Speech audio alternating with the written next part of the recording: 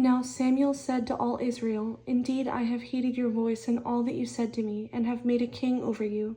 And now here is the king walking before you, and I am old and gray-headed. And look, my sons are with you. I have walked before you from my childhood to this day. Here I am. Witness against me before the Lord and before his anointed. Whose ox have I taken, or whose donkey have I taken, or whom have I cheated? Whom have I oppressed, or from whose hand have I received any bribe with which to blind my eyes? I will restore it to you." And they said, "You have not cheated us or oppressed us, nor have you taken anything from any man's hand." Then he said to them, "The Lord is witness against you, and his anointed is witness this day, that you have not found anything in my hand." And they answered, "He is witness." Then Samuel said to the people, "It is the Lord who raised up Moses and Aaron, and who brought your fathers up from the land of Egypt.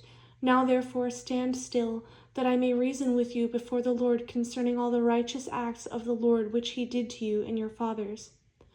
When Jacob had gone into Egypt, and your fathers cried out to the Lord, then the Lord sent Moses and Aaron, who brought your fathers out of Egypt and made them dwell in this place.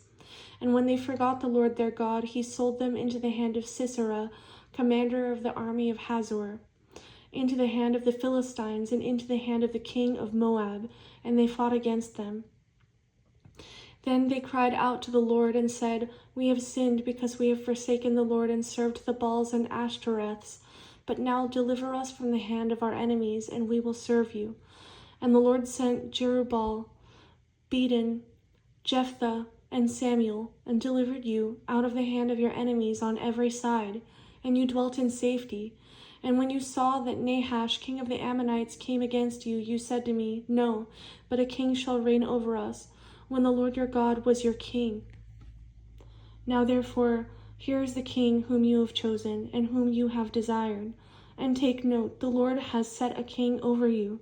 If you fear the Lord and serve him and obey his voice, and do not rebel against the commandment of the Lord, then both you and the king who reigns over you will continue following the Lord your God. However, if you do not obey the voice of the Lord, but rebel against the commandment of the Lord, then the hand of the Lord will be against you, as it was against your fathers. Now therefore stand and see this great thing which the Lord will do before your eyes. Is today not the wheat harvest? I will call to the Lord, and he will send thunder and rain, that you may perceive and see that your wickedness is great, which you have done in the sight of the Lord, in asking a king for yourselves. So Samuel called to the Lord, and the Lord sent thunder and rain that day, and all the people greatly feared the Lord and Samuel. And all the people said to Samuel, "Pray for your servants to the Lord your God, that we may not die, for we have added to all our sins the evil of asking a king for ourselves." Then Samuel said to the people, "Do not fear. You have done all this wickedness, yet do not turn aside from following the Lord, but serve the Lord with all your heart, and do not turn aside, for then you would go after empty things which cannot profit or deliver, for they are nothing. For the Lord will not forsake his people, for his great name's sake, because it has pleased the Lord to make you his people. Moreover, as for me, far be it from me that I should sin against the Lord in ceasing to pray for you. But I will teach you the good and the right way. Only fear the Lord, and serve him in truth with all your heart. For consider what great things he has done for you. But if you still do wickedly, you shall be swept away, both you and your king."